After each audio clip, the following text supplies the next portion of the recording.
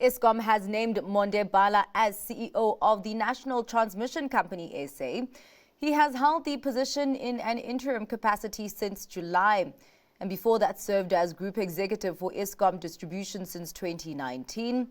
The state utility has also announced that the Minister of Electricity and Energy has extended the term of the board from the end of September to the end of November. The board was originally appointed in October 2022 for a tenure of 3 years. In addition, Caleb Kasim has announced that he will be retiring from his role as CFO and will exit the organization in October next year. That will bring his 23-year stint at Eskom to a close. The firm says his notice period will allow the group to appoint a successor and ensure a smooth handover.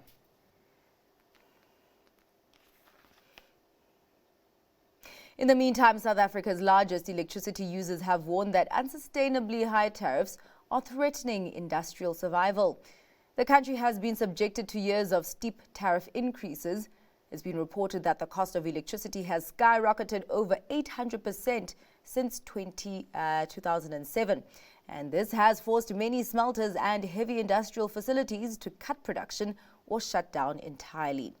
The Ferroalloys Producers Association, which counts players such as Glencore and Samancor Chrome as its members, says that while Eskom's return to profitability is a positive sign, without competitively priced electricity, the sector remains vulnerable. Naspers has completed its 83 billion rand acquisition of European food delivery business JustEatTakeaway.com through its international unit process, as the offer became unconditional. In February, the group took a second swing at acquiring JustEatTakeaway.com for 4.1 billion euros, making it its largest investment yet.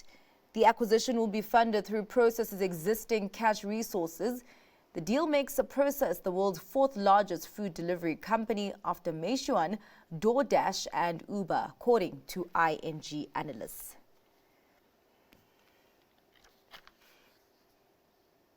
Barloworld says the standby offer by the management-led consortium to acquire its ordinary shares has become wholly unconditional.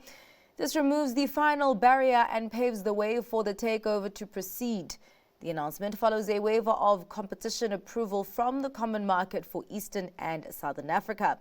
The consortium already holds about 65% of Barloworld through acceptances and existing stakes. That falls short of the 90% threshold for a compulsory buyout, but the group has waived the requirement and will proceed without full ownership. Shareholders have until the 15th of October to accept the 120 Rand per share offer. Those who don't tender will keep their shares, and in that case, a minority free float will remain. Orion has increased the funds from a capital raise announced earlier this week to 89 million rand. The firm says the additional shares were taken up by sophisticated and professional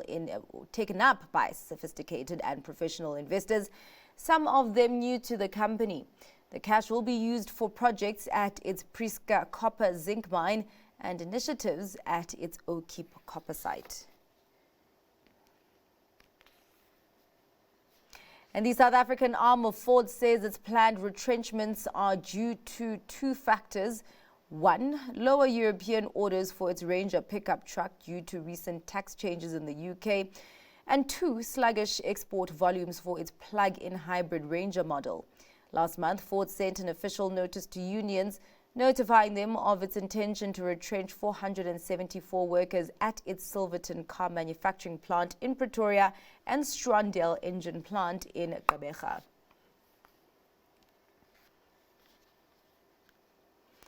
Vehicle sales picked up speed in September, posting their fastest growth in 10 years. According to NAMSA, aggregate sales rose over 24% year-on-year. The industry body cited easing inflation, modest economic growth momentum, and an ongoing expansion of imported models and brands. Passenger cars led the rebound, with rental fleets accounting for a fifth of sales. NAMSA's linked the strong performance to a steadier macro backdrop. However, structural constraints continue to weigh on longer-term prospects. Further afield, OpenAI, the maker of ChatGPT, has hit a staggering $500 billion valuation after current and former employees sold around $6.6 billion worth of shares to investors, including Thrive Capital, SoftBank, and Abu Dhabi's MGX.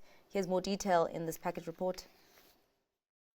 OpenAI, the company behind ChatGPT, has reportedly reached a valuation of $500 billion. It follows a deal in which current and former employees sold roughly $6.6 billion worth of shares. That's according to a source familiar with the matter who told Reuters the news on Thursday.